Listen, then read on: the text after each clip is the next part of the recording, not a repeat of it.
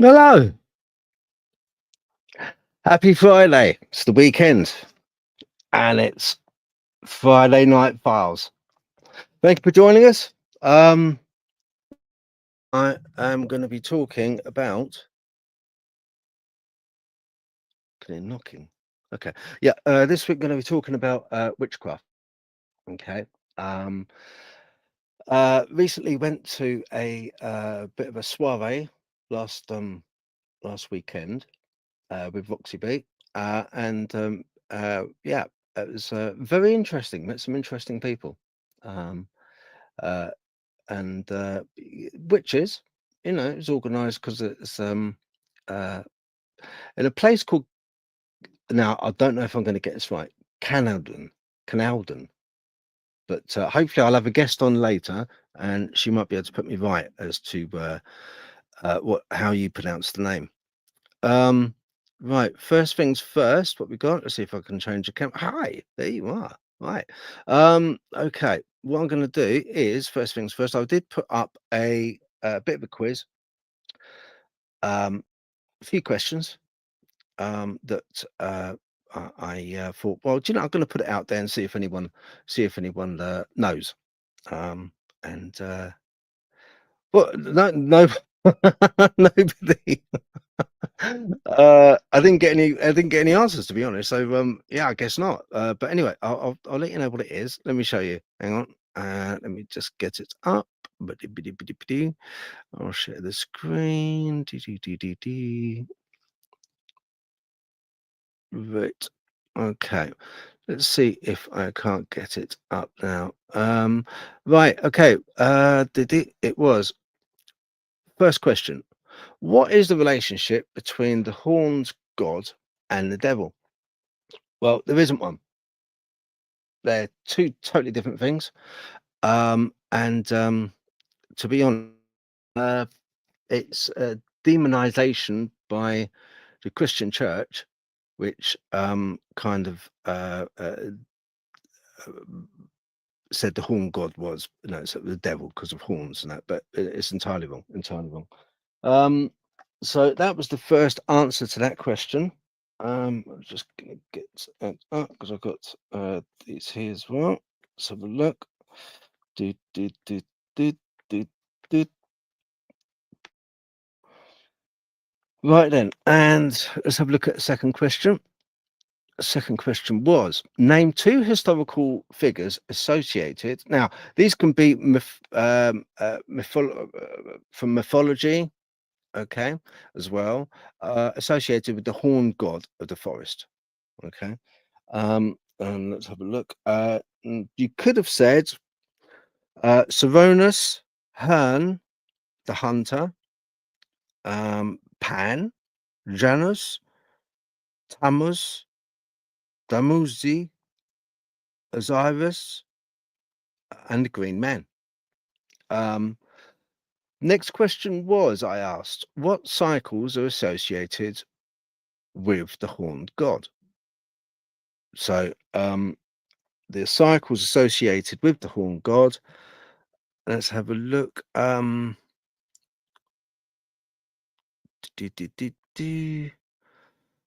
just gonna get it. Two. The horned god alternates the goddess ruling over a fertility cycle of birth, death, and rebirth. Is it also associated with woodlands, the hunt, and animals? So, yeah, that was the answer to those questions. There we go. Back.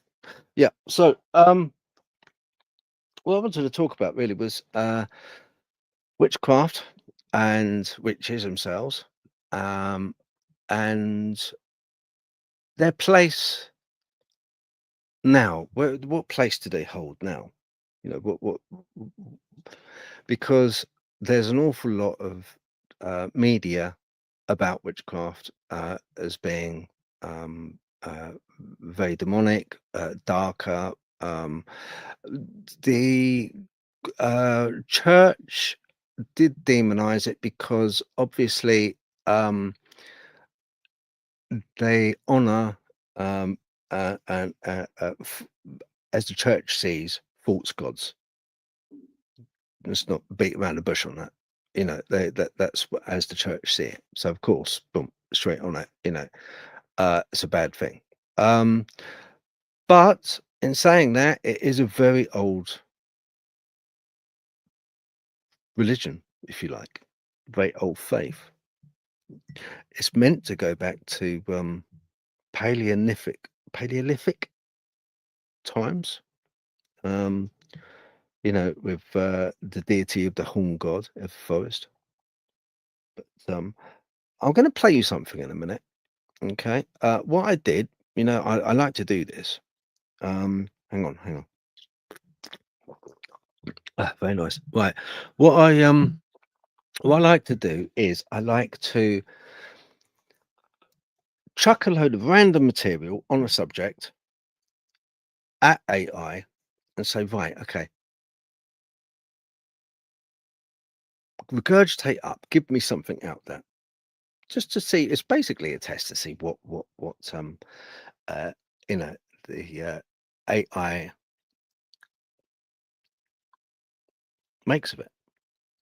So I'm going to play it for you. Okay, it's about 12 minutes long, but it's quite interesting. And it will be good for you as well because I think if you're not too sure, I mean, it's a subject that I've read up on, but I'm no authority. But I have read quite widely on it. And AI was quite interesting what it came up with. I'll play it for you now. Hang on. Let's see if I can get this up for you. Mm, mm, mm, mm.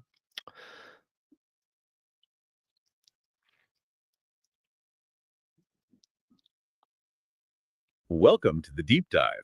We know you're keen to get knowledgeable fast, but also, get the real depth. Exactly, not just scratching the surface. So today we're plunging into, the concept of the horned god, mainly in contemporary paganism and witchcraft. Right, and we're also gonna connect that to, a more historical, maybe more controversial figure, old George Pickingill. Yeah, pick and gill. We're using info from the occult world, entries on both. The goal is really to unpack these figures, see how they connect, maybe dispel some myths. It's a fascinating contrast, isn't it? You've got this, like, fairly well-defined modern spiritual figure, Uh-huh. and then this historical guy who's just wrapped in folklore and, frankly, a lot of debate. Seeing where they overlap, or maybe where they really don't, tells us a lot. Okay, let's dive right in then. The horn god. He's pretty central for many practitioners today. What are we actually talking about? Well, fundamentally, in modern paganism and witchcraft, the horn god is seen as the consort of the goddess. Male counterpart. Exactly. He represents the male principle, the other half of that divine whole, you could say. It's about balance. So that classic duality, the masculine and feminine energies interacting. Precisely that. And his areas of influence are quite broad: the woodlands, the wild places, the hunt, animals, Yeah. but also, crucially, the cycles of life, death, and even the underworld, the realms beyond. The source material puts it nicely. He's like the sun to the goddess's moon. Ah, I like that analogy. Yeah, Sun and moon. Shows that interdependence. it does. And he's not static either. His story is tied into the year's cycle. How so?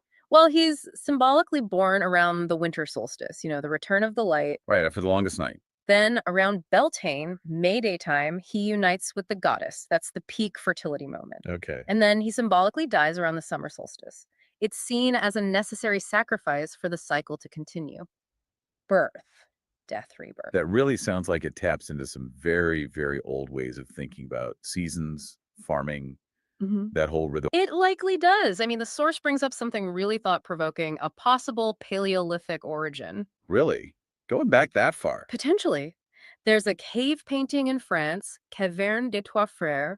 It shows, well, it's either a stag standing upright or maybe a human in stag gear, perhaps doing a ritual dance. Wow. It hints at this really ancient connection, doesn't it? Between humans, animals, and maybe the first glimmerings of a horned deity idea. It makes you wonder. About that primal connection. Yeah. And how modern pagans might be reaching back to that. Exactly, connecting with those really deep roots. Now, the occult world entry lists quite a few associated deities and figures. It's a pretty varied bunch. It is, yeah. And each one seems to highlight a different aspect of this horn god archetype. You've got Cernunnos, the Celtic god. Right, often shown with antlers. Yeah, god of fertility, animals, the underworld, a very direct parallel. Then there's Herne the Hunter, more of a spectral figure from British folklore. The wild hunt sort of thing. Kind of, yeah, associated with forests and liminal spaces. And of course, Pan, the Greek god. Embodiment of the wild, the woodlands. Absolutely, that untamed nature instinct. Even Janus, the Roman god. The two-faced god. Yeah, looking to beginnings and endings, youth and age, life and death. That resonates with the horned god's cyclical role too. It keeps going. Tammuz, Dumuzi, Osiris, Dionysus. It's like different cultures found their own way to express a similar underlying concept.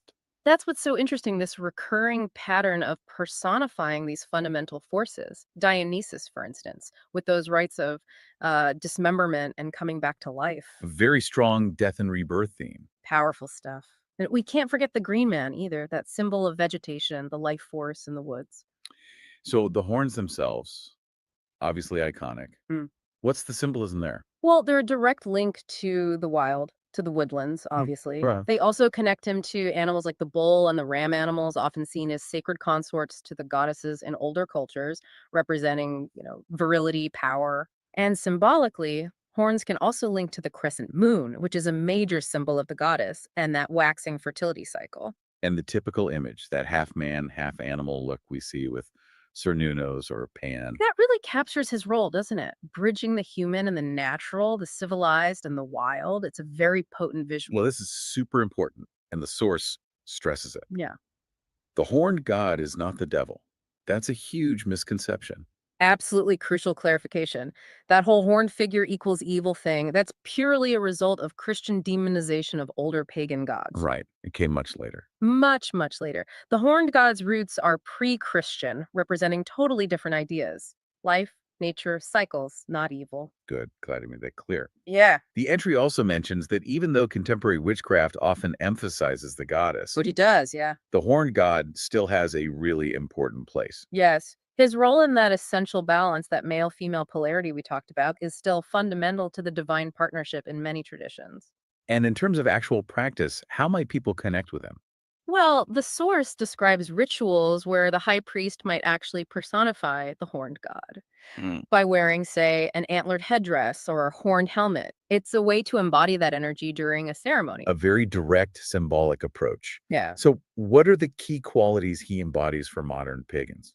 Potent life force, definitely. Yeah. Sexuality, vitality, the hunt, but more in the sense of providing, connecting with nature. Okay. Also logic and a kind of power, but explicitly not exploitative power. It's power with responsibility. And the source actually highlights his gentle, tender, compassionate side too. So he's not just raw force, it's a balanced figure. That compassionate aspect. Yeah. That it feels like a good bridge, or maybe a contrast to our next figure. Definitely a contrast. Okay, let's shift gears. Old George Pickingill. The name itself just sounds different, more grounded in history, maybe. Grounded, yes, but also steeped in legend and controversy. He lived 1816 to 1909, an English cunning man. But yeah, a controversial figure for modern witches. What's a cunning man, for listeners who might not know? Basically, a historical folk magic practitioner, someone in the village you might go to for healing, finding lost things, maybe protection charms, community magic worker, sort of. Okay. And Pickingill. He fit that role, but seems he had a darker reputation. According to the folklorist Eric Maples, Pickingill claimed he came from this hereditary line of witches going way, way back. How far back? To the 11th century, apparently. That's the claim. Wow. Quite a pedigree. And his day job was just farm laborer. Yeah, but his reputation was anything but ordinary. Seen as mysterious, bit ill-tempered, practiced magic, definitely. And people believed he had imps working for him. Imps, seriously. That was the folklore, yes. Little spirit helpers doing his bidding. And there's a family story, too, about an ancestor, Julia, the Witch of Brandon. Right. The legend goes, back in 1071, she supposedly helped Hereward the Wake fight the Normans using magic. But the Normans torched the village, and she died in the fire. According to the family story, that's when they dedicated themselves, generation after generation, to the old religion. And this old religion, Yeah. it connects to the horned god. Directly. The source states plainly that the Pickingill witches worship the horned god. Okay, so there's the link. There is the link. But George Pickingill himself, He was apparently vehemently anti-Christian, reportedly wanted to overthrow the church. In the 19th century, that's It bold. wa- Very, and supposedly he tried to collaborate with other occult groups to achieve this. What kind of groups? A real mix, apparently. Ceremonial magicians, other witches, even people described as Satanists, Rosicrucians, Freemasons, anyone who might help challenge Christianity's dominance. And he set up his own groups, these 9 covens. That's the claim. Over 60 years across several counties in England, and apparently he insisted the leaders had to be hereditary witches. And while men and women could apparently be initiated, the rituals themselves were supposedly always done only by women. He was also said to head up the 7 witches of Canewdon. And his local reputation sounds more like fear than respect. That's the impression. Yeah. Stories about him intimidating farmers, like threatening to curse their equipment if they didn't give him beer. Charming. He was called a master of witches. Rumored he could make secret witches reveal themselves just by whistling. Whistling. That's the legend. And those imps, again, supposedly they harvested his fields for him and after he died. Yes. The legend says his imps appeared as white mice hunting his old cottage. It paints a picture of someone powerful, maybe unsettling, deeply involved in the supernatural, for sure. Okay. So we have the contemporary horned god nature, balance, compassion, and then Pickingill, also horned god worship, but tangled up with folklore, anti-Christian sentiment, maybe darker magic. How do these connect? Or do they? Well, this is where it gets really complicated and, frankly, quite disputed. In the 1970s, a lot of this Pickingill lore surfaced mainly through someone called E.W. Bill Liddell. Liddell. Yeah, he used the name Lude. Wrote articles in places like The Wiccan, The Cauldron. He claimed to be speaking for a group of hereditary witches who knew the real story of Pickingill. Ah, the inside story kind of thing. Sort of, and he made some pretty big claims. Such as? Well, he said Pickingill's real name was Pickingale, that he had Romany heritage raised by gypsies, Okay. that his rituals were adapted from old medieval grimoires, and, crucially, that the horned god worship in his covens was only done by women, involved nudity, and what Liddell called sexual inductions. Right. That sounds quite different from the modern understanding we discussed earlier. Very different. Liddell also tied Pickingill to some major figures in modern occultism. He claimed Pickingill foresaw the whole witchcraft revival of the 1960s. Foresaw it. Yeah, and deliberately reintroduced goddess worship into his own covens to kind of kickstart modern Wicca. He even claimed Aleister Crowley was initiated into one of Pickingill's covens. The Aleister Crowley. The very same, though Liddell said he got kicked out pretty quick for bad behavior, which, Crowley never mentioned in his own extensive writings, it has to be said. Convenient. Liddell also suggested Crowley took some Pickingill rituals and put them into his own system, Thelema. And the Gerald Gardner connection. Yeah. Gardner being so central to modern Wicca. Liddell claimed Gardner's original New Forest coven, that it was actually one of Pickingill's 9 covens. Really? That would rewrite Wiccan history quite a bit. It would. He also alleged that when Crowley and Gardner met, Crowley used magical recall to remember Pickingill's rituals and dictated them to Gardner for his Book of Shadows. Magical recall. That was the claim, and maybe the most surprising one. Liddell said Pickingill collaborated with some pseudo-Rosicrucian groups on rituals that later became part of the Golden Dawn system. Okay, those are extraordinary claims. Yeah. Linking Pickingill to Crowley, Gardner, the Golden Dawn. But the entry notes skepticism about this lewd material. A lot of skepticism, yes. The main issue is, well, there's just no proof. No documents, no independent accounts. Basically, no. It all rests on Liddell's word and the supposed oral tradition of the witches he claimed to represent. There's no external evidence to back any of it up. So it's highly controversial, unverified stuff. Extremely. So while, yes, the horned god worship is a link between contemporary paganism and the Pickingill story, the context, the reported practices, especially everything Liddell claimed, are worlds apart. Modern paganism usually stresses that balance, goddess and god, reverence for nature. Whereas the Pickingill narrative, particularly Liddell's version, is much more sensational, maybe darker, and historically unproven. Exactly. It's a very different flavor, isn't it? It certainly is. So we've journeyed from the contemporary horn god, this vital, balanced figure connected to nature's cycles, to old George Pickingill, also linked to the horn god, but wrapped in folklore, controversy, and these really contested historical claims. Yeah, quite the journey. It leaves you, the listener, with this stark contrast, doesn't it? and maybe some questions about how interpretations of a deity can evolve or diverge so much. Perhaps you'll want to look more into witchcraft history or modern paganism's development, or maybe the lives of Crowley or Gardner who get drawn into this Pickingill story. It definitely brings up a big question to ponder, doesn't it? How much do these historical accounts, even the ones that are more legend than fact, the ones without solid proof, how much do they actually end up shaping contemporary beliefs and practices? It's a really fascinating crossroads of history, belief, and how spirituality keeps changing.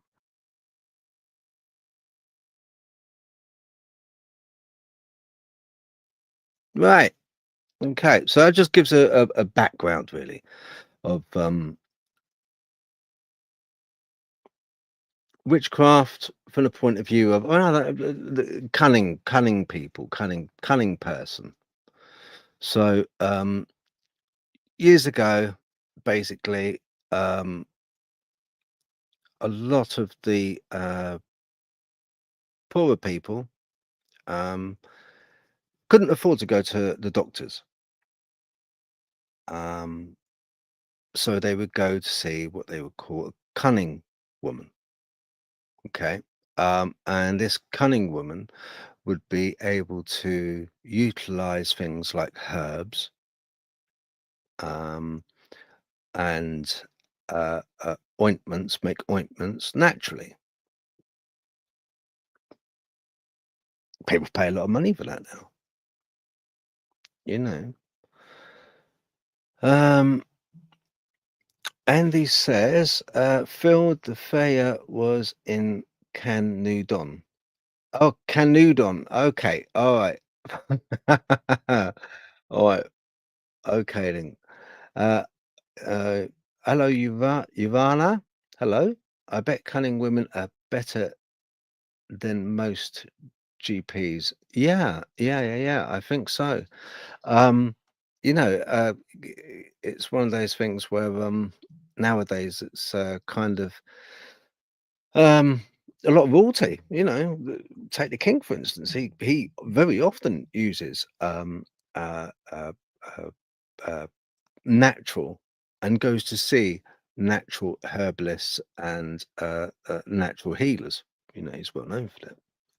And there's but years ago people had to, wasn't a choice, they had to. And these cunning people um were also able, they kind of if you like, they were, because they were so, look, back in the day, all right, people were more in touch with nature, full stop, right?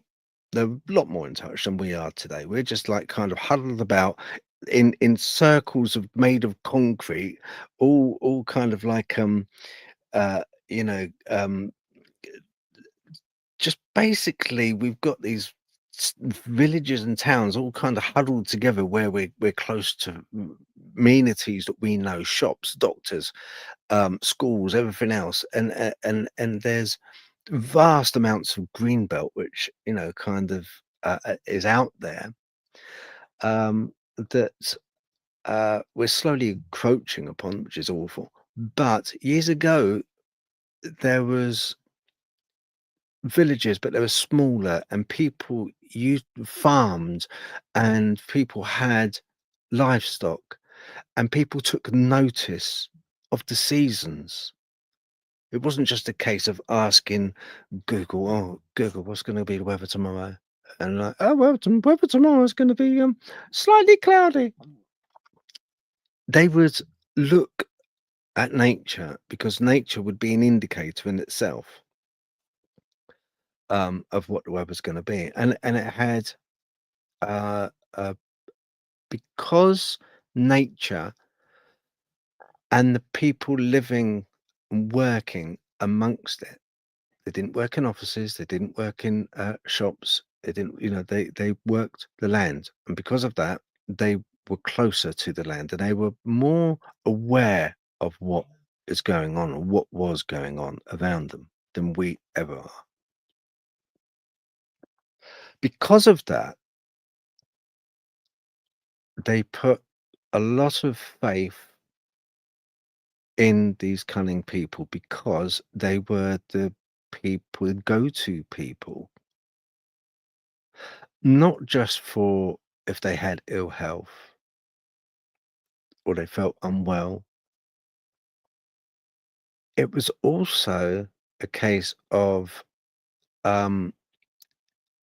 if there was a problem from the point of view of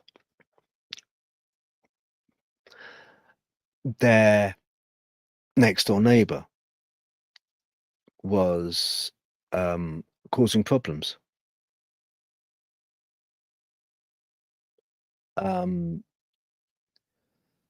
Or livestock was dying.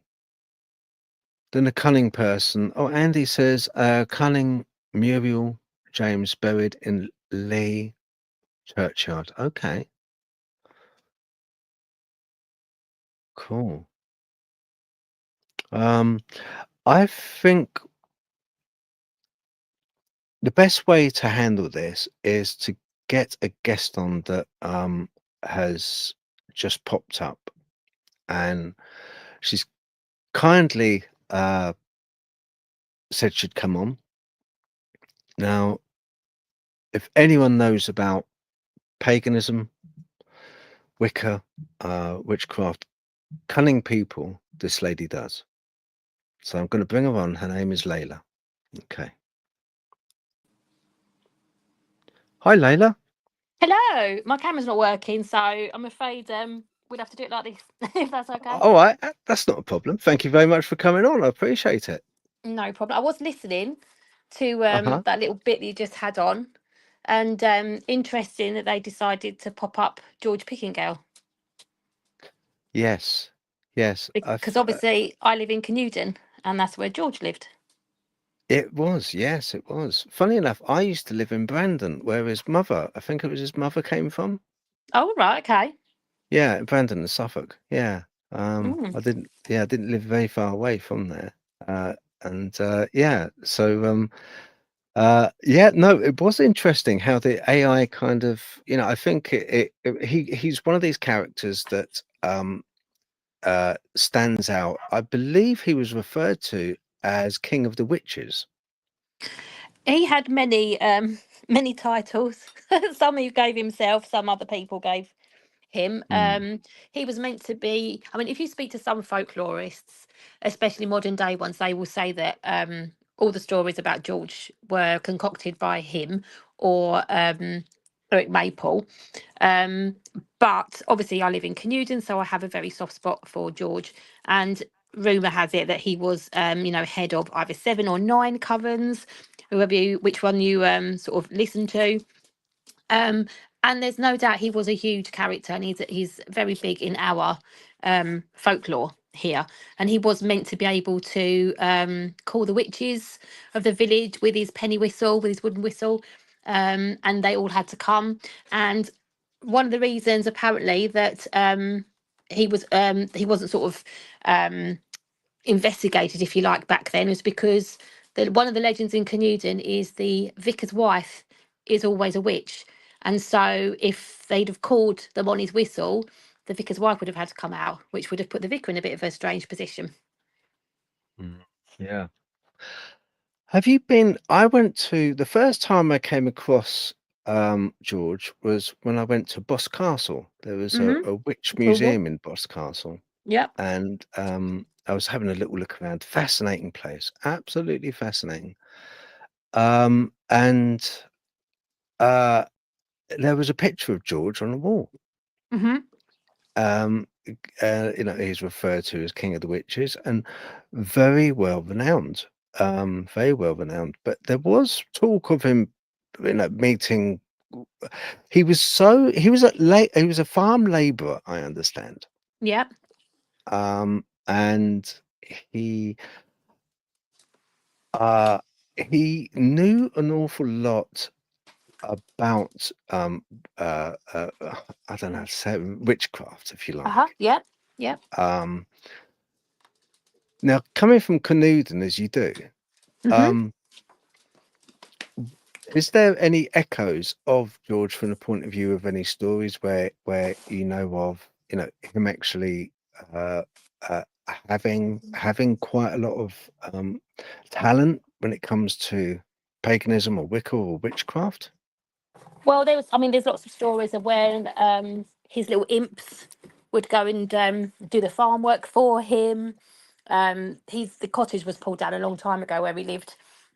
But if people walked past, even after he'd passed, apparently you could see his imps with their red eyes shining through the darkness of his empty cottage. So there's lots of stories like that.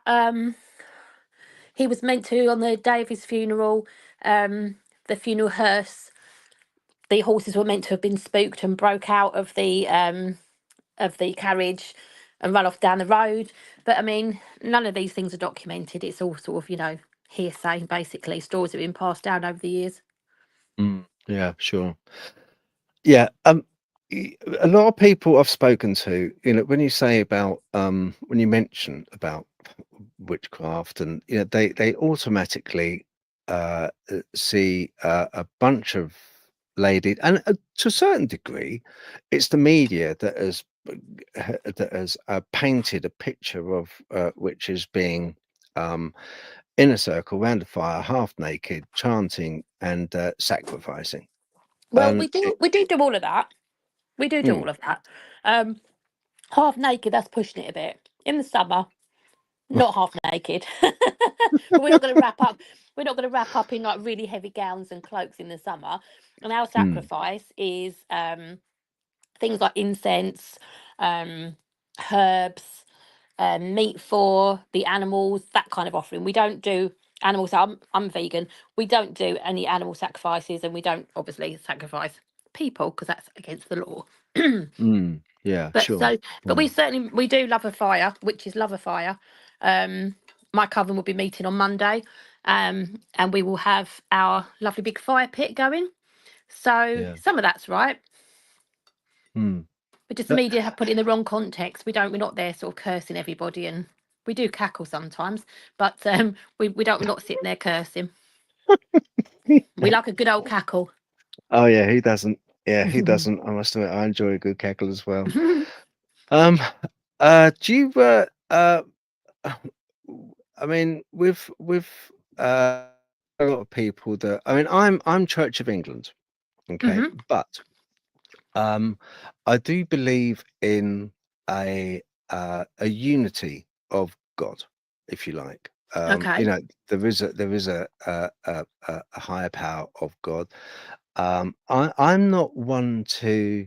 I'm not going to sort of like start saying like years ago, because you the gods that you venerate are kind of if you like, false gods in the eyes of Christian church, Hmm. which I think in a way is wrong, because it's the spirit of, none of us are for sure know. We know Absolutely. that we know there's a God, we know there's a power, we know there's a God. Um, There's lots of uh, gods in my point of view. yeah, exactly. Well, there's a lot of religions, from Hindu right down to Parsi, as many religions where they believe in multiple gods, Yeah, most of them do. yeah, a majority of them do. So, um, but what I'm getting at is, how do you feel from that point of view? Do you feel that you're maybe victimized as a religion? Could you take it as a religion? It's a religion to It is a you, isn't religion, it? absolutely. Paganism is a religion. It's Mm, basically an umbrella term for any religion that isn't one of the monotheistic or the mainstream, if you like, religions. And there's so much fear and ignorance and misinformation about paganism. For example, so if somebody was sick and you mm, said to that person's family, okay, I'll say a prayer for you, they probably go, oh, that's lovely, thank you. But if I said, would you like me, you know, to do a spell for them, they probably go, oh, no, no, no, no, no, that's evil, that's bad. It's not. It's the mm, same thing. It's the intent and it's the words and it's the manifestation. That's exactly what prayer is, and that's what a spell is. mm, So You know, we've got this, like you said, in the media, we've got this stupid, you know, representation of like the bent over, evil old crone with a green face and a hooked nose, casting evil to everybody, you know. And I mean, you've met me. I don't look like that, do I? No, not at No. all. You're lovely. You're Thank lovely. you. Thank you. Um, You know, so it's just, and what you were saying earlier about the Christian church, basically the reason that witches were so persecuted was before there were any doctors. Even the poor couldn't afford it. There were no doctors at first. There were midwives, there were herbalists, there were divinators, fortune tellers. That's what the witches were. We were wise women. My mm, mum, my granny, my nan, all the same. And we would help people. And it was only when the Christian church came along and they realised these, because it was mostly women, these women were too powerful. They had to get rid of mm, them. And so they yeah. demonised us and they demonised our gods and goddesses. And that's where it all Mm. came from, the ignorance of it all. Yeah. Yeah. Is it something that, can I ask you something? Is it Of something that course. does it have to be in a someone's bloodline? Is your No. parents, would they? So I'm very lucky. I come from hereditary line. So Mm, my grandfather was an archdruid. My great uncle was a druid. My mm, granny was a midwife. My nan taught me how to read tea leaves and read the fire. My mum can read cards. I've been reading tarot cards since I was a child. Um, and I was always known I was a witch. Even when I was tiny, I would tell my mum. So it has gone down my bloodline, but that is not necessarily what you need. You know what I mean? You don't have to mm. have a bloodline. You could be the first person in the whole of your family that has an interest in nature, a connection to nature, the wheel of the year, the cycles, and then, you know, start to discover the different gods and goddesses or a particular one and live as a witch. And that is absolutely fine. You're just as entitled to use that title as someone who's got it in their bloodline, as long as you live as a witch and, you know, respect the morals and, you know, the beliefs that we have, then absolutely anybody can call themselves a witch as long as they walk the walk and talk the talk, not just chucking titles about, because that is a real big bugbear of mine. Yeah, sure. Yeah.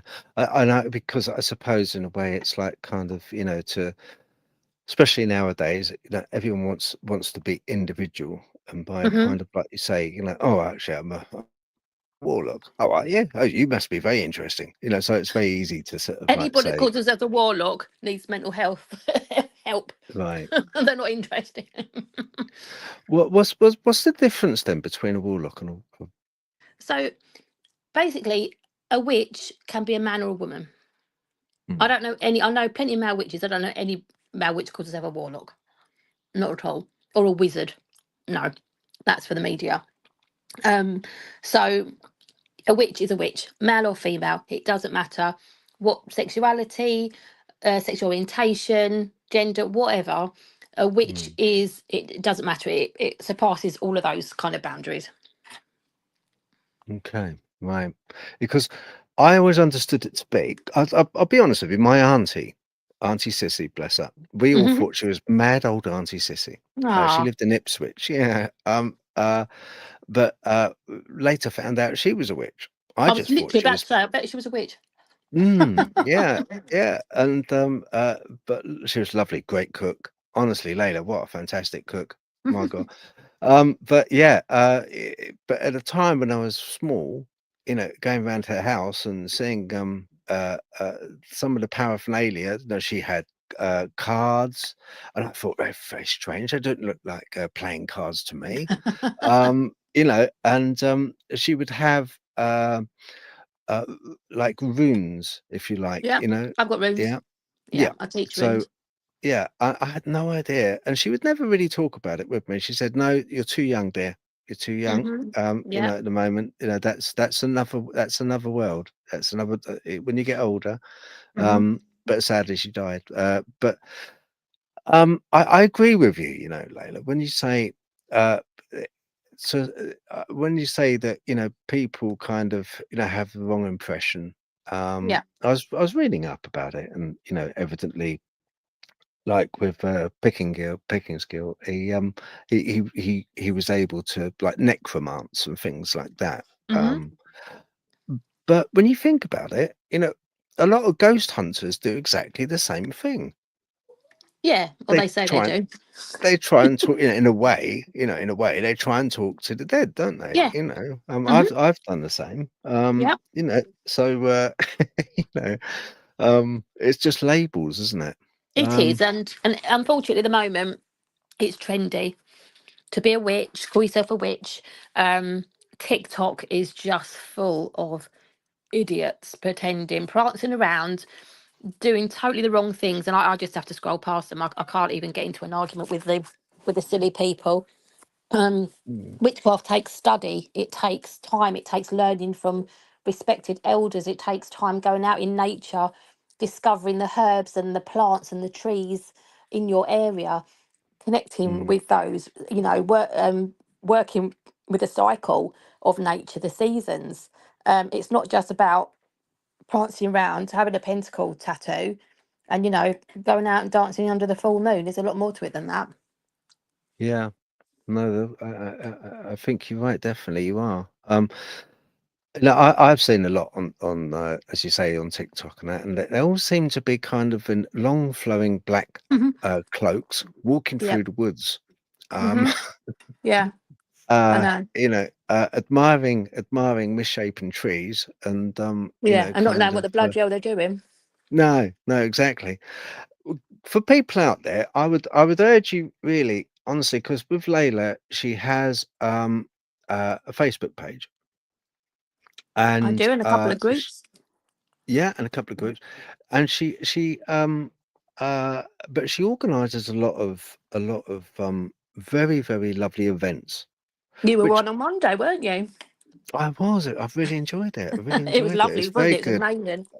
I know it really was. The maypole went a bit Oh haywire at my first God. though. That's because of the unsupervised children. I know. That's why. I could see I could Oh my see the goodness. kids going around, and then at one time there was this one kid going around the maypole.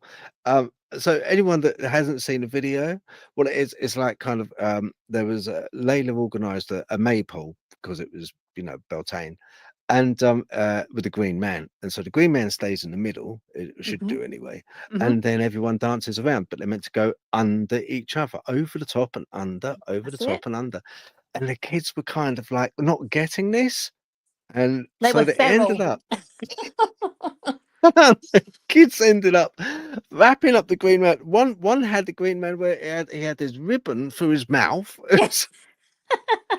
I've never had such a chaotic maypole. Honestly, usually you dance, you do the first dance, and you make a lovely pattern on the Mm, maypole, and then you dance backwards. You untie it. yeah, Oh my goodness, yeah. we couldn't even do that. We had to just try. I don't know if you saw us. We had to just try and unknot it all from the top. And I was like, Yeah, oh my goodness, what on earth has happened here? We've never, ever, ever had that before. yeah, yeah. No, But the it kids was had it was fun, so. and I tell you what, in all honesty, it was also very windy. So you didn't Mm, really have the best of luck when it came, because yeah, when it's that windy, of didn't course, help. the ribbon's going everywhere as well. Hmm. So it wasn't great for that Yeah, point of that view. didn't So, help at all. no, that's right. So that wasn't great. Um, One thing another thing I wanted to ask you was, to what degree are we? Because I was looking at, uh, you know, quite deeply into like sort of Crowley and some Hmm. of the now.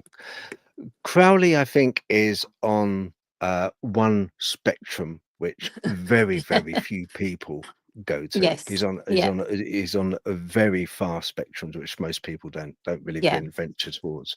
And he was off his head on drugs most of the time. He was, yes, he Mm. yeah, he So yeah, bear that in mind. I think he took quite a lot of hallucinogenic He drugs. did. Yeah, he Yeah. did, yeah. Especially when he was up in Scotland by Hmm. Loch Ness, and that Yes. and he was meant to have conjured up three demonic entities who Hmm. he was hoping would be protection, because it was before he was going to go over to Egypt at the Yeah. time. Um, but he was called back by the Golden Dawn and Hmm. Quick Time, and he didn't shut it off, evidently, but didn't shut it down properly.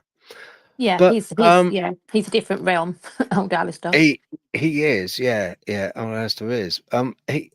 But with witches and picking skill, can you sort of like just with the people out there, they're a bit like myself.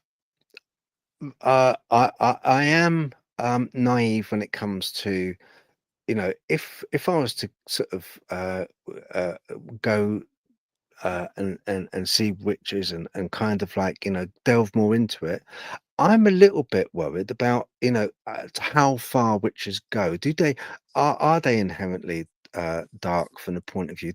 Is there a sliding scale of darkness, or do you keep it? Yeah, do you know what I mean? I know Yeah, it I do sounds know what you mean. naive. Yeah, no, it doesn't. It sounds a bit funny, but I do know exactly what you mean. So at Mm, the end of the day, we use magic. Okay, magic is energy, and energy and magic is neutral until you use it in a certain way. So to make something happen in a spell, to use magic, you have to have an intention, mm, and you have to have visualization and belief. And there are other components involved with phase of the moon. You want to use different herbs, different deities, calling. But at the end of the day, magic and energy is neutral. And it depends on the practitioner or the witch, their intention to whether that energy, that magic goes towards the darker side or towards the more healing side, for example. So you'll hear people saying, oh, you know, witches put a curse on me, hex.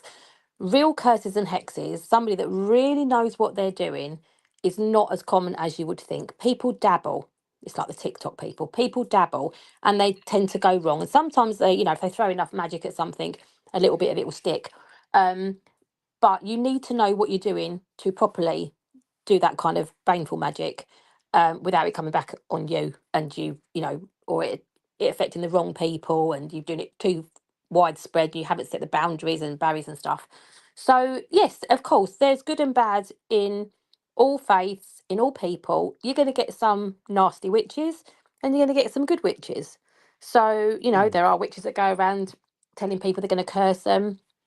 They're, they're idiotic, stupid people.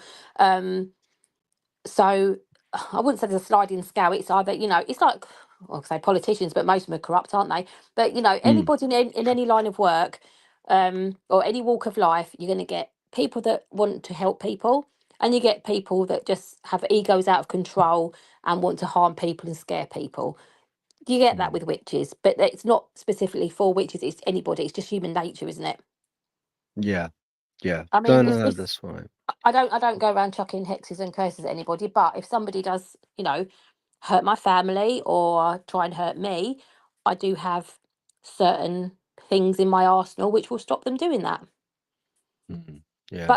But you know, the 99% of what I do, what people come to me for, is if they're trying to get pregnant, if they are not very well, if they want to meet a partner, if they, you know, want money in their life, if they want to have a more abundant, fulfilled life, or if they want to come, you know, and learn the witchcraft path, how to utilize herbs, how to make incenses, how to read runes, how to read tarot, how to connect to goddesses, all of that kind of thing. I teach all of that Okay.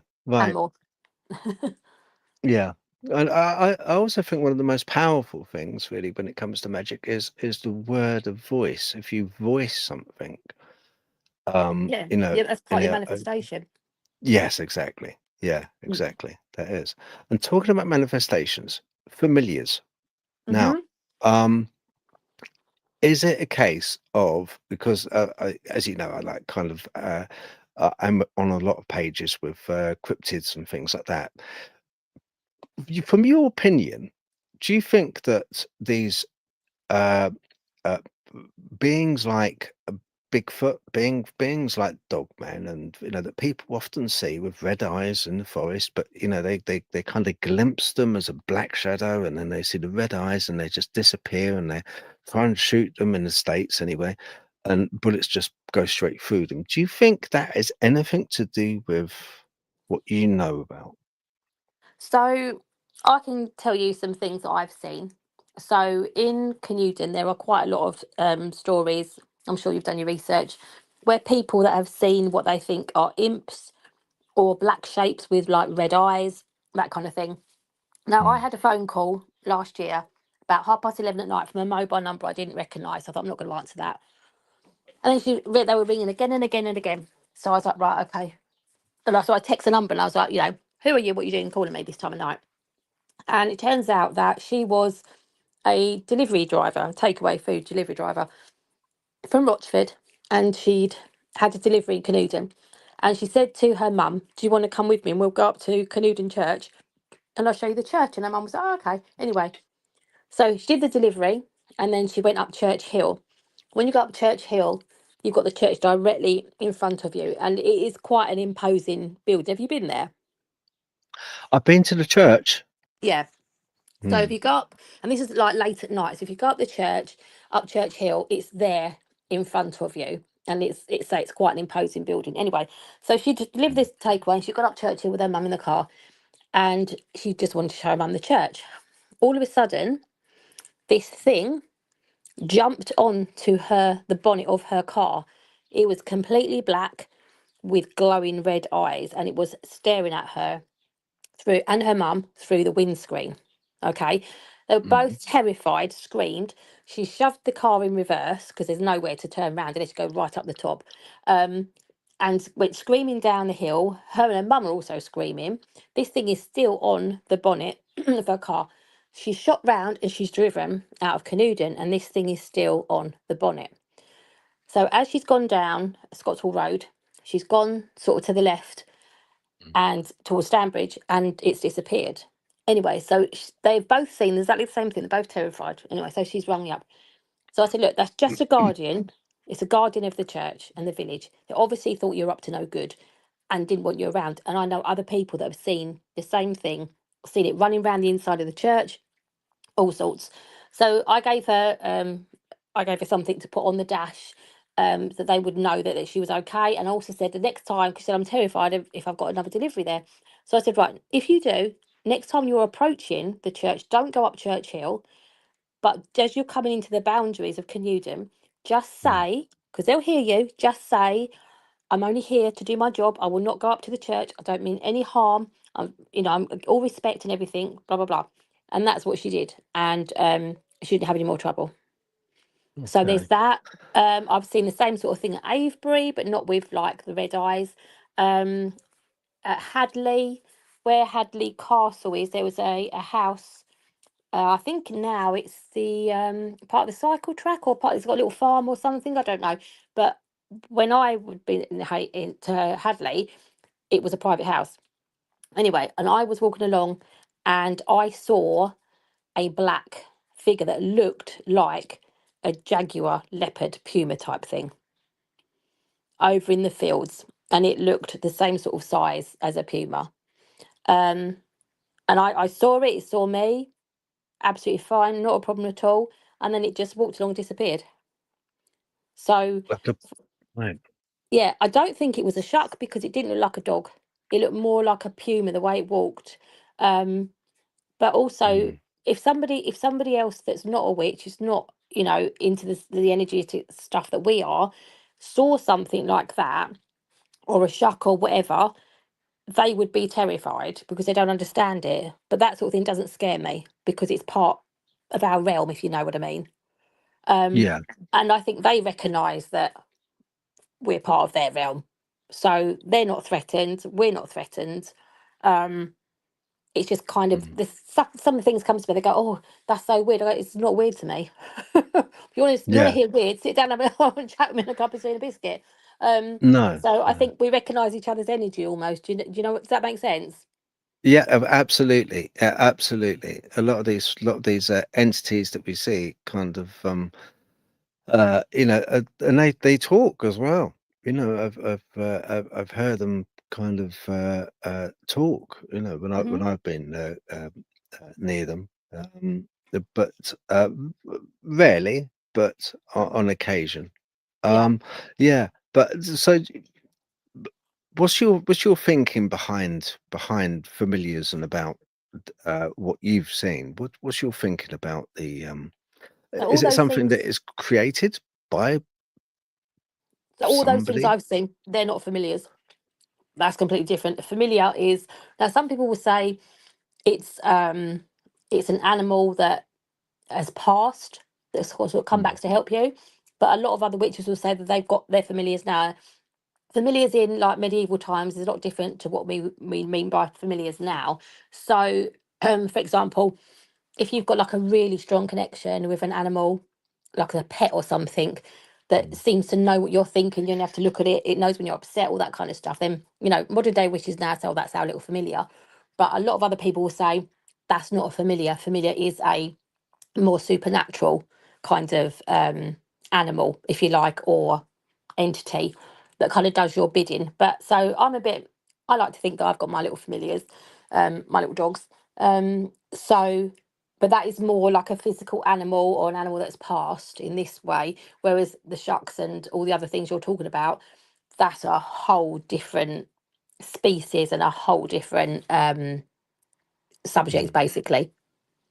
Yeah, sure. I know years ago, because familiars come in, people automatically people automatically think black cats, but it's not Yeah, necessarily the case. Familiars, as I understand it, used to be in the shape and form of, it could be mice, anything. yeah, flies, beetles, um, Have you seen sometimes the birds. Have you seen the old medieval, very famous wood cutting print with Matthew Hopkins and these with a Um, witch? Yeah, she's got Pie Wacket, Greedy Guts, all of those ones. Vinegar Tom, they were her oh familiars. yes, yes, Yeah, yes, Vinegar Tom, yeah, the yeah. greyhound, wasn't it? Yes, a weird. They're like weird looking sort of groundy type things, and there's a weird looking cat thing. Mm. I've got. You'll have to come round to my house one day, Phil, and come and sit in my witchy room where I am now, because you'd be I'd love fascinated. to. I'd love Um, to. I Thank will you. have a walk around the church, and I'll show you some ghost spots in Canuden. Um, Yeah. I've got a black cat that I bought in Glastonbury, like a statue one, and I've called him Vinegar Tom. And he sits there and judges everybody that comes to my house. Yeah. So that's a very famous, and Pie Wacket as well, very famous. But yeah, Mm. nowadays it's sort of more our pets that we call our familiars. Mm. Yeah. But they could be anything. Not, I mean, black cats is a traditional witch's familiar, isn't it? Witch's pet, and unfortunately, because of that, in the rescues, cat rescues, black cats are always the hardest to home. Yeah. Yeah. Exactly. Yeah. That's right. But yeah, there's a lot of misnomer. It was very rarely black cats years ago. Mm.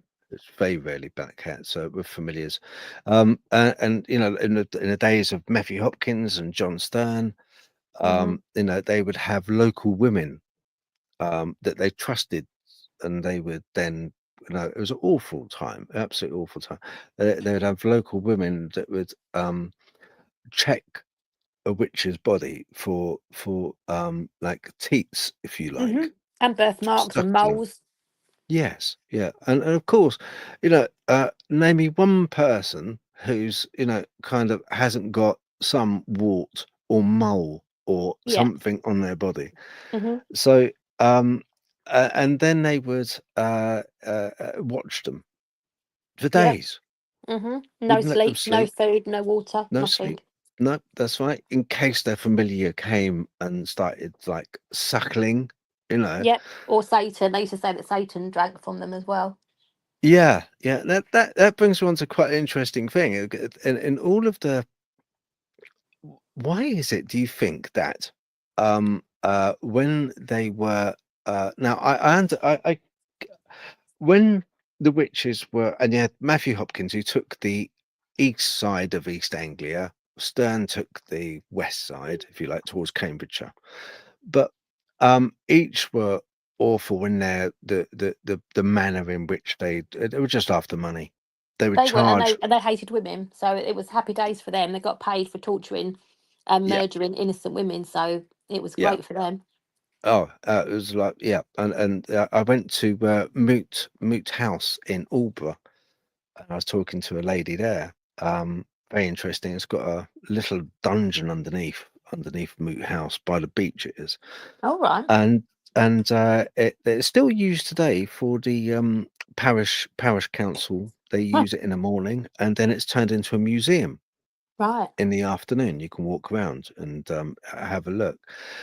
And I think it was Matthew Hopkins who came to Albert and charged something like £2, which back in the day was a lot of money. That was Yeah. a lot of money. And 7 witches were tried. They believe they were kept there, and the manner of the I'm not going to go into great detail about manner of the torture, but Oh no, uh, it's vile.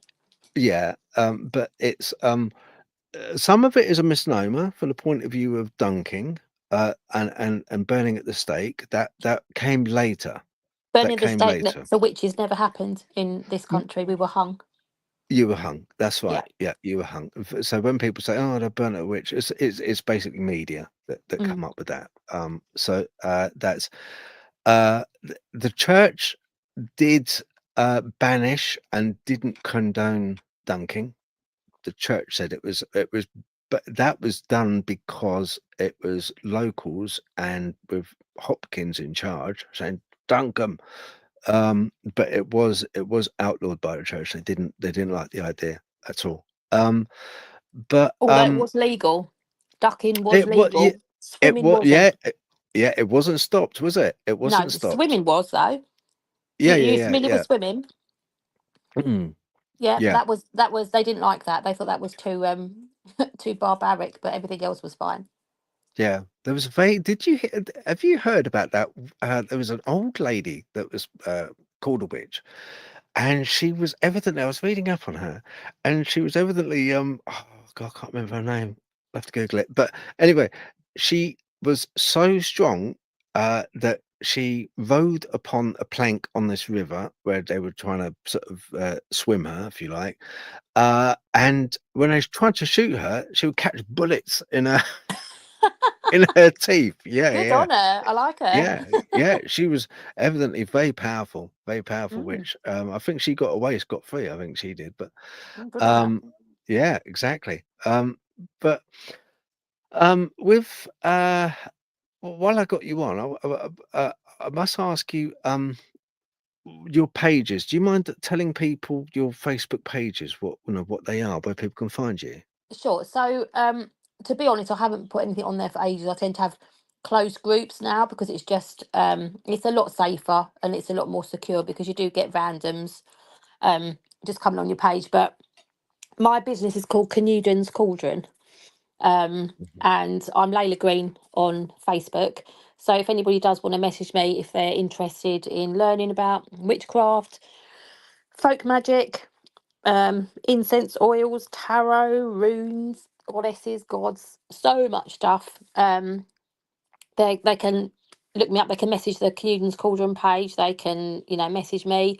I do 3 events a year at the hall in Canudin. So you came to the Beltane one on Monday. I do one in Yeah. July and one in December as well. Mm. I organise coach trips to Avebury and Glastonbury, which are Mhm. always lots of fun, twice a year. And I just love talking about this stuff. So if anybody does have any questions, I am more than happy to have a chat with them and answer anything. I'm very, very open. I'm very honest.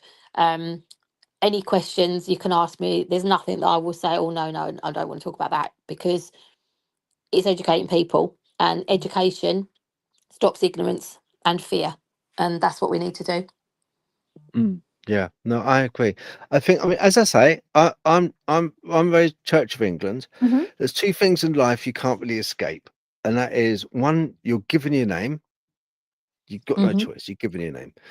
Um, and religion, because you're sort of born into that, and from an early age, you can't just turn around and say, "Ah, I don't want to be Christian. I want to be," you have to go through, like, oh, I did anyway. You have to go through like Church of England schools, and kind of sit cross-legged listening to Cat Stevens songs, and God, Morning is gonna have to put broken. anybody off. you know, but well, it was before I had, it was like, I can remember at school, it was before I had a fag and a cup of coffee. I'd be like, sort of cross-legged singing Cat Stevens. I'd be like, oh, and all my mates were like saying, God, we can't wait to get behind the bike shed and have a coffee and a fag. See, I think having a religion is a good thing. If having a faith can really help you, as long as you don't try and ram yours down anybody's throat and tell anybody else that their religion is wrong and your religion is right. I think we should all, in school, should learn about all religions or none, because Mm. again, education stops ignorance, and religion it's not religion's a problem, it's people. People are the problem. Absolutely right. Absolutely right. And do you know what? I 100% agree with you. I think it doesn't matter really what you believe in, so long as it's good, so long as Doesn't harm anybody. it doesn't harm anybody, it's not detrimental to anyone else's faith. Um, it can't do any harm, and I think Yeah. it's a good thing. And I think uh, a lot of people I know, and they know, and I when I say that, they'll be out there listening, Hmm. have had um, bad dealings with witches and witchcraft. But Okay. um, you know, and it's affected them. Hmm. It stayed with them.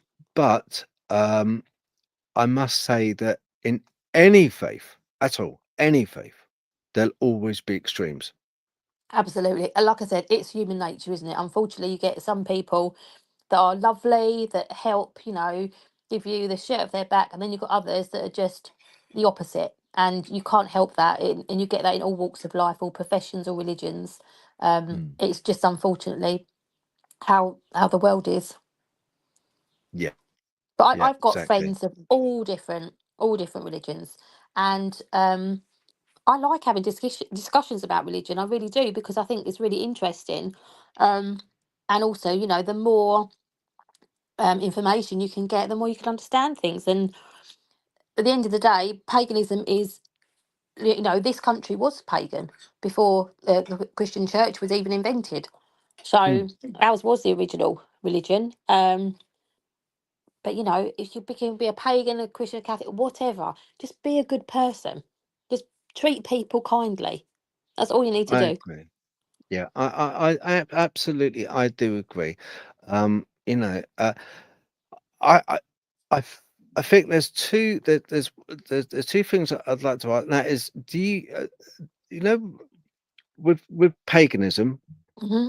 uh, there seems to be, as I know it, that more so than with Christianity, where a lot of times I will pray, and I'll pray to Hmm. God, and you don't see an outcome because God is kind of like l- listening but working in the background, and you may see an outcome but it's way down Right. um with paganism. I think it's more direct. What you believe in and what you venerate has more of an immediate effect on. So if you ask for uh you may ask I would don't like to say spell, but you may ask for a spell and say, look, okay, I want to help this person get pregnant. Hmm. That person will get pregnant very quickly. Yes, but the difference is that it's the witch that makes it happen. We don't just sit back and go to our gods or goddesses, right? That person needs to get pregnant. Can you do that?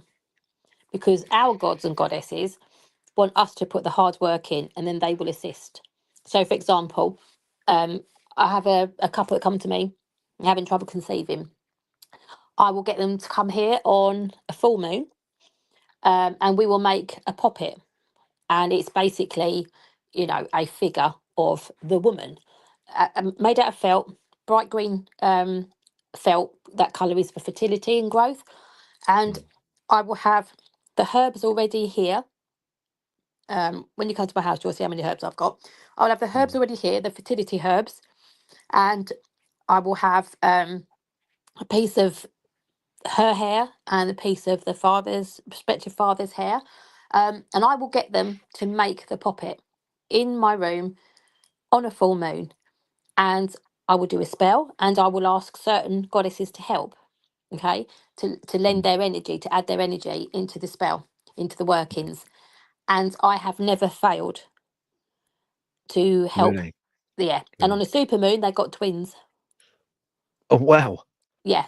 I've never, ever failed because I know what I'm doing. I do everything properly. And I ask certain, because our gods and goddesses, they have certain traits, if you like. So some will have very much like love or fertility, some will be protection, some will do all of them. But you have to be specific, and it also has to be a god or a goddess that you already have a relationship with. You can't just pull one out of thin air and go, right, I want you to help me. And they'll be like, who are you? Who are you? Do you know what I mean? You have to have a conversation. It's like someone knocking on your door and going, give me a cup of tea.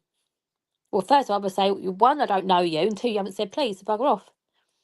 The same with a god or a goddess. You have to build a relationship with them and, you know, give them offerings and stuff to know that you are, you know, grateful for the help they're going to give you. Yeah. So there's a lot of components, but it's not just the gods and the goddesses that we are asking for help. We are doing it ourselves. We are using our skills, our knowledge from our ancestors, from our teachers, from nature, and then we ask our gods and goddesses to add their energy. Not all witches even work with any gods or goddesses. Some of them No. don't. I Yeah. personally do. I'm a priestess, so It's a funny thing. It's utilizing effigies of a person. You know, hmm it reminds me of certain rituals in what's called quimbanda, which is a form of Brazilian voodoo. yes, yes, Um, I'm and familiar. there's very powerful voodoo. It, And also the Jewish as well. They have an effigy. They use like a mud clay. Um, yeah. uh, Well, if you've been to but that museum of witchcraft, you'll have seen them there. But those yes, ones yes, were used for hexing. They weren't used for healing or for fertility. They tend to have pins sticking mm, out of them in different places, yeah. painful Oh, do you know, places.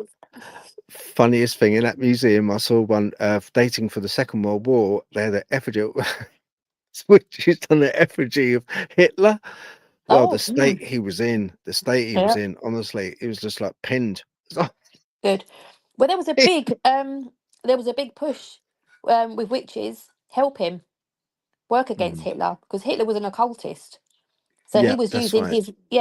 his rune masters and stuff. But Winston Churchill was a druid, so he Mm. had witches and stuff on his side as well. He did, yes. I think I could be wrong, but I believe towards the end of Second World War, Hess went to Scotland to Right? escape, and it was was it not Sir Arthur Conan Doyle? Double not no yeah double not 007 guy, the one Yeah, that yeah, wrote yeah. 007. Ian Fleming. Uh, Ian Fleming, that's it. It was Ian Fleming who worked for the MI5, I believe, or hmm Secret Service, and he called in to interrogate Hess. He called in Aleister Crowley because he was so occult. The Nazis were so occult Yeah. Oh, they were very that much so. he had to ask Crowley to come in to help interrogate him because Oh, I Crowley didn't had know the that. knowledge. Yeah, Mm. yeah, evidently towards Second World War. I Google it. Yeah, as I read that as well. Um, with Now witches don't have power, do they? Now I say this because Go on. uh right, okay, all right. Now witches, as I understand, utilize power from around them and it flows through them like a conduit. Am I right in saying that? Mm, in a way, but I would disagree that we don't have power because we do. We have Mm, the power in knowledge. So we have the okay. knowledge to channel that energy and, you know, manifest that energy into what we want to do with it. So we do have power, but that power is education and knowledge and wisdom. If you're a decent witch, you study, study, study. Your whole life, we are always learning. Nobody knows everything. And if you come No. across someone that says they do, then they know less than nothing. So, yeah, I would say we definitely do have power, but it's through the knowledge and wisdom of how to utilize energy and how to work with deities and how to work with nature, how to forage, how to recognize what herb does what Mm, bark does what, that kind of thing. So I would say, yes, we do have power, because otherwise, you know, a guy on the street, if I said to him, "Oh, you know, can you do a fertility spell?" He'd be like, "What? He doesn't have any power." I can do that. I do have power. Yes. That's that's the answer I was hoping you were going to say. Yeah, that's right. Yeah, because a lot of people they have the understanding that witches. That's why you get the it takes something from you. In a way. In the olden days, it was a maid mother crone simply because the That's a power would modern. run That's a through you. modern concept. That's not old. That's modern. Yeah, yeah, yeah, It is. It is modern. yeah, yeah. But Robert one of the Graves. one. Robert Graves in his book The White Goddess, he coined that phrase, "Maid Mother Crone." It's a modern concept. Do you know Disney was one which he was asked. Disney was asked, and I believe Disney was like kind of working in a way a lot for the CIA and stuff, but he was asked to and told to make sure that any witches that he showed looked Hmm. like old crones with a hooky nose, Yeah. and Yeah. he was told this. And he was also told to supply a lot of misinformation about other bits and bobs like paranormal and UFO stuff as well. All right. Okay. Which he duly did. He duly did. But when you look at all the illustrations of witches back in the day, right from the 1940s, they were all drawn in a manner which was old crone, Yeah. and that was Old for a and reason. frightening. Yeah. Yeah. Ready Steady Retro says, although I am not, I still have the Wiccan read, Hmm. uh, and it and it harm none. Do Yep. what you will. Yep. Displayed in my kitchen. Hmm. Yeah, yeah. Um, uh, see a lot of darker magic, is like Crowley's. Crowley's usual rant was "Do as thou wilt." Yeah. He was a ceremonial magician, Mm, and as I yeah. say, off his head most of the time on hallucinogenic drugs. So, yeah. Yeah, yeah, he was. And I think he was one for mescaline, wasn't he? Back in the day, he Yeah, was I have a problem with him as well because he really demonized a goddess that I'm a priestess of and work very closely with, and made her look like she was like a horrible, nasty old crone as well. So I do have a problem with Crowley. right. He was Okay. very misogynistic, you know. Oh, he was bigoted. Absolutely. Yeah, he was very, very, yeah, he was absolutely, yeah. It wasn't a particularly nice man. No, he wasn't No. a particularly nice man. Mm. And also, when he wrote his book, um, uh, Book of Shadows, I think it was, um, he stole a lot of that off George. Right. Okay. Now, there is a lot of controversy about George, about Crowley, about Eric Maple. So I mean, even the picture of George Pickingill, that is him. But then it was thought it was just a farm labourer. But now we think it is him again. So if you speak to certain occultists and folklorists, they will say that George Pickingill, it was all made up by Eric Maple, and it was actually Cunning Murrell in Hadley that had all the power and stuff. But for Oh, me, yeah, for me, because I live in Canewdon, I have a soft spot for George, and I think there's no smoke without fire.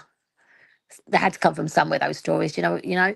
So yeah, but yeah, Alistair Crowley nicked a lot of things from a lot of people. So yeah.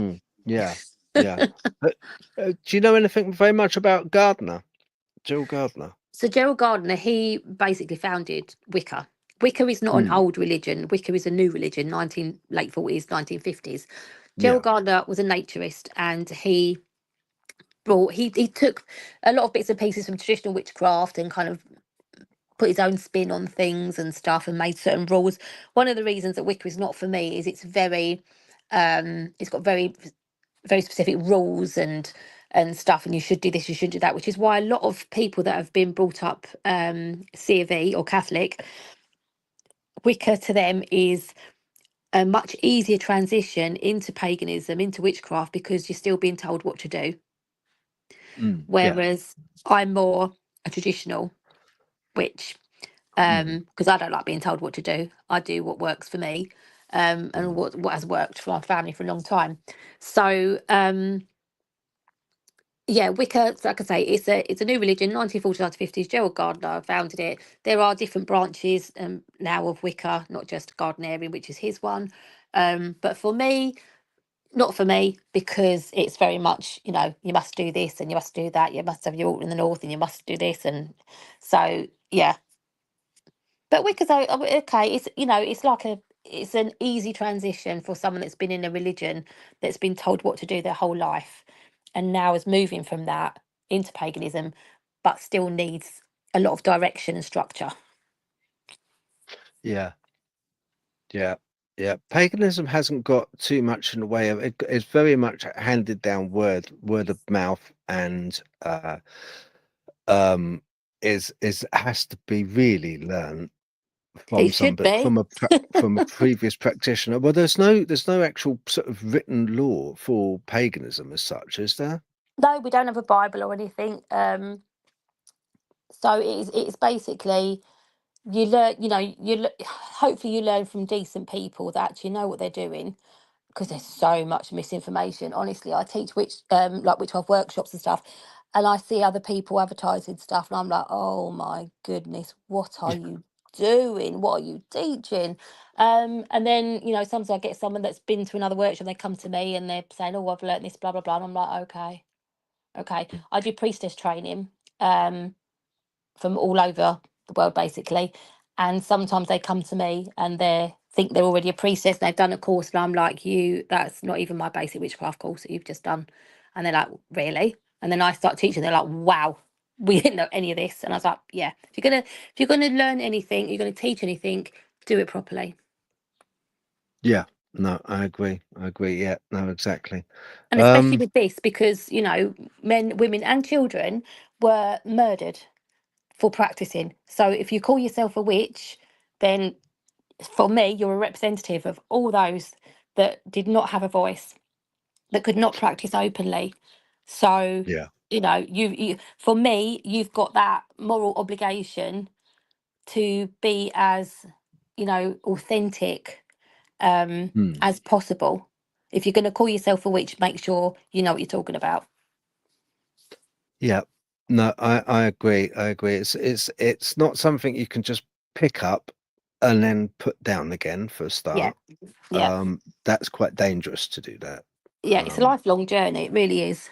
It is a lifelong. I believe it is a lifelong journey. It's something like with a lot of religions. It's something that you have to feel inside it pulling you to a certain degree.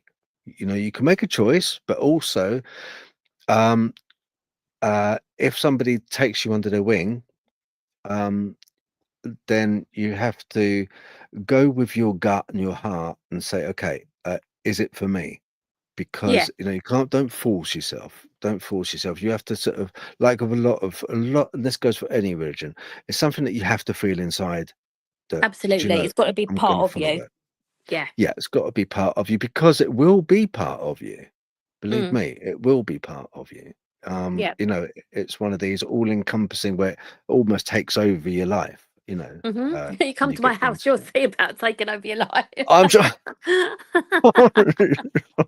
it'll be like seeing mad old Auntie Sissy again.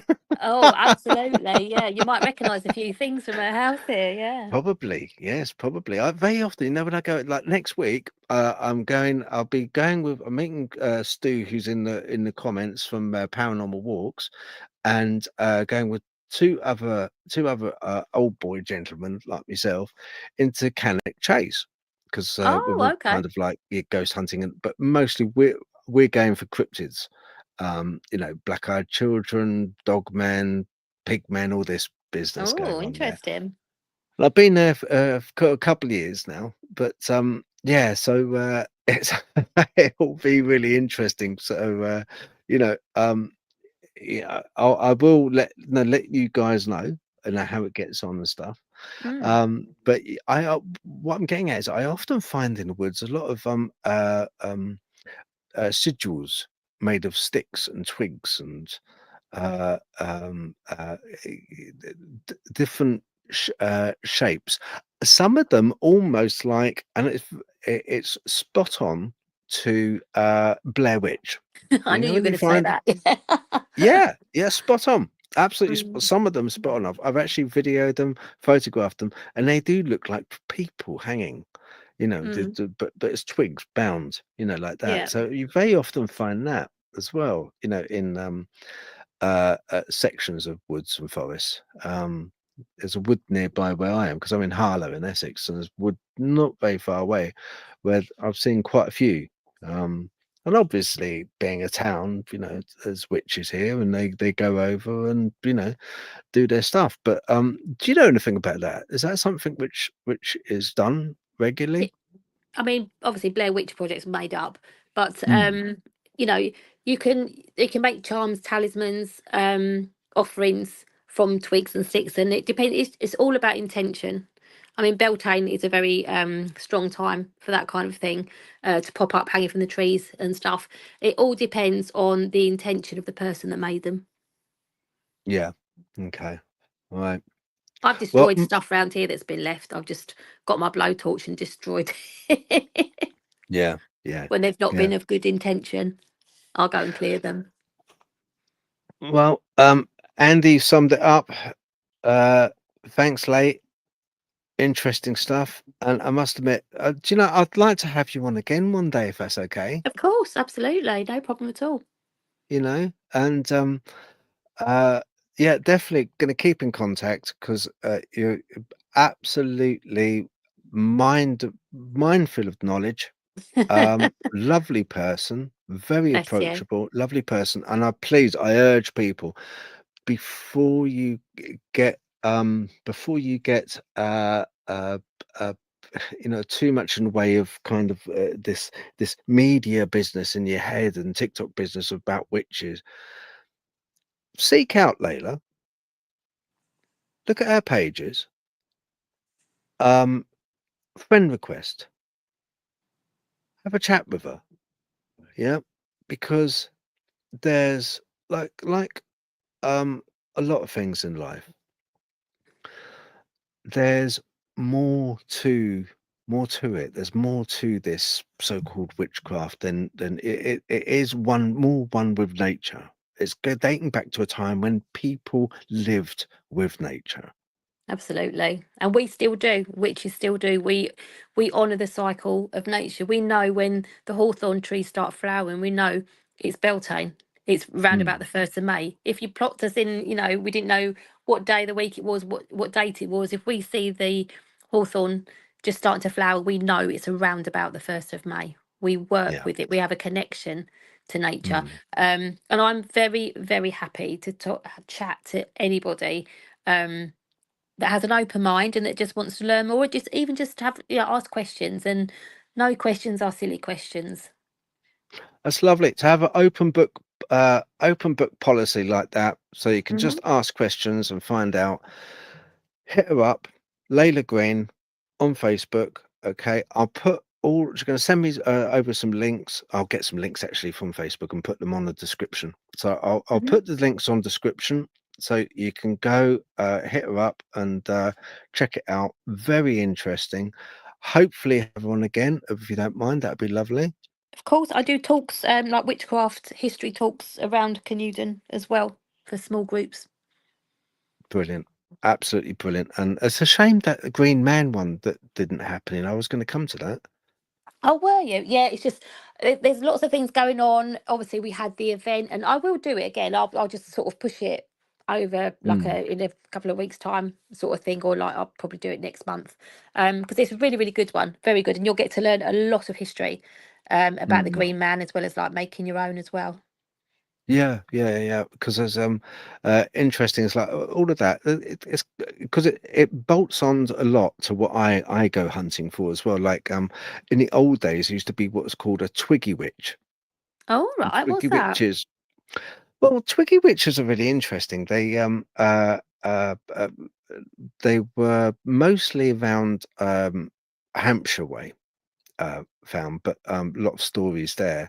And the Twiggy Witch would be literally made of the forest, Mm. hence Twiggy Witch.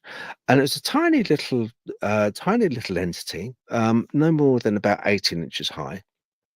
And it looked like it had stick arms, stick legs, acorn-shaped head, but many people wrote about it years ago and said they saw it. And there Oh. was one where a tree was cut down. And when a tree was cut down, it had inside this exact shape of a twiggy witch inside the tree. Oh. Yeah, very, very interesting. Um, so yeah, that. So, but all of these things, Green Man, Twiggy Witch, all these old deities that used to be around, just fascinating. That's what I go hunting for and looking out for. So I'm quite well aware of what is out there, and I find it absolutely fascinating. If you do, Mm. get it from get it from the, pardon the expression, horse's mouth. Talk to Layla. And the witch's Yeah, mouth. the witch's mouth, exactly. Talk to the witch's mouth. Yeah, find out a bit more that way. And as I say, she's a lovely lady, very approachable, and just very open. And I honestly, I'm pleased you came on the show. I thank you very much for sharing your knowledge that you have, and I just want to wish you and everyone else out there a very good night. Thank you, Layla. Thank you. You're very welcome, and you'll have to come. We'll make an appointment for you to come to Canada, and I'll take you around all the ghostly hotspots. Oh, I'd love to. Well, more the cryptid ones, the ghostly and the cryptid, please, Layla. I've got to go back to the. I do have to have a little look at that church, really. Um, Yes. Yeah. yeah, because before we go, there's a quick story about the church. Mm. If I think it's if one of the witches leaves Canalden, then something will happen to the spire, won't it, or the steeple? Right. So if a stone falls off of the tower, one of the witches of Canuden dies. That's Ah, what the story is. right. Yes. And then Yes, that's another one will move in to replace them. right. Okay. How many witches are there in Canalden? So the legend says there's meant to be 6, 3 in silk and 3 in cotton. So that's 3 highborn and 3 lowborn. But there's a lot more than that. There is now since I came because I've trained a load of them. But Newton's a funny place because it's got a hell of a lot more healers, nurses, therapists, midwives in this village than you would expect to find, like numerically, in such a small place. So it's Mm, always had that energy of wise women. yeah, yeah. We're meant to I'll be on bring my cross ley lines here. I don't know if we are. well, I think there is. There's what's called uh what is it called? There's 2 ley lines which run all the way from Devon right across to Oh, Norfolk. the thingy and Mary lines, isn't it? That's it. Yeah, Yeah. yeah. And I'm pretty sure, if memory serves right, that they intersect or are very, very close to Canalton. It wouldn't surprise me. Yeah, I've got divining rods here that are very, very good in Canuden. Very good. I know. We can, when you come over, we're going for a walk and we'll take them with us. I'd love to. And You can have a go. I bring my Lenormand tarot deck as well, a red hand one. What you got? Have you got Leatherman or Uh, have you got Tarot? Because they're 2 different types. yeah, it's not strictly a tarot. It's more for lazy people. It's basically Oh my my goodness. tarot. Yeah, it's a lazy person's tarot. Red hand Lenormand is more images. So you Yeah, read the images of the because cards. you've got Lenormand, and then you've got Oracle, and then you've got Tarot. They're Yeah, 3 different types of cards. yeah, Yeah. that's right. Yeah, exactly. So I plumb for the easy one, the lazy man ones. So Tap tap tap. So I kind of interesting results I get though. Interesting results Yeah. when I do it. Yeah. Oh, So come over. I'll give you a reading. yeah, definitely. Yeah, I'll bring the pack over.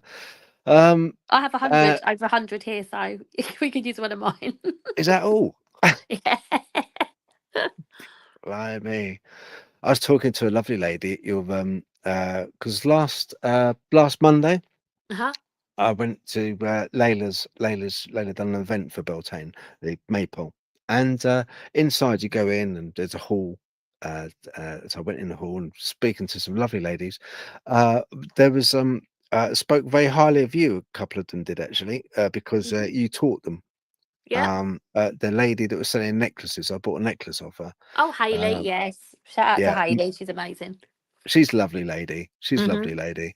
Yeah. Yeah, she gave me an iron one, made of iron, because she said that if you go into the forest looking for cryptids, you're going to need this. Yeah. Yeah, pretty um, much. so I've got that, and I'll be taking it with me next week. I said when I do filming, I'll give her a shout out. I'll hold it up and I'll give her a Mm. shout out when I do it. She makes Um, all my ritual jewellery. oh, does she? Very lovely, Mm. isn't it? Yeah, she's amazing. It's all hand done. It does a very good job, I must admit. And like really Mm. well, it doesn't look flimsy at all. Oh, God, no. You Very know. well made. And she uses really good clasps as well. A lot of times, people make jewelry. They use like really crap clasps that break, but the clasp is Yeah. really nice, proper like antique kind of looking clasp. But yeah. But no, so yeah, you're like the mother hen to them, I am. I am. What can I say? I love my community.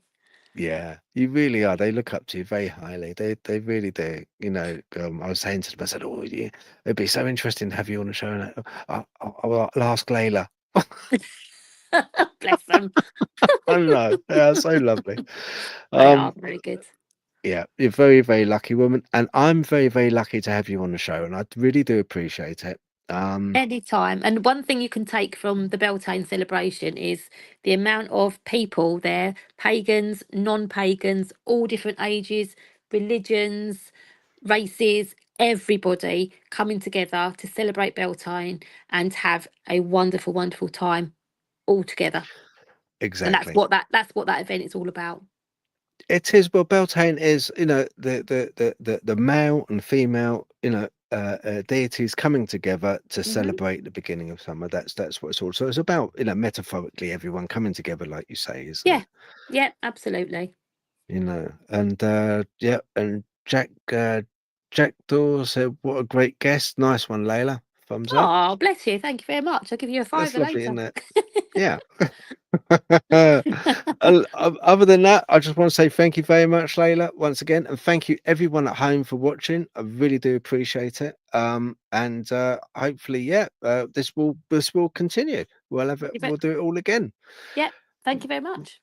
Okay, then. Thank you. All right. Good night, everybody.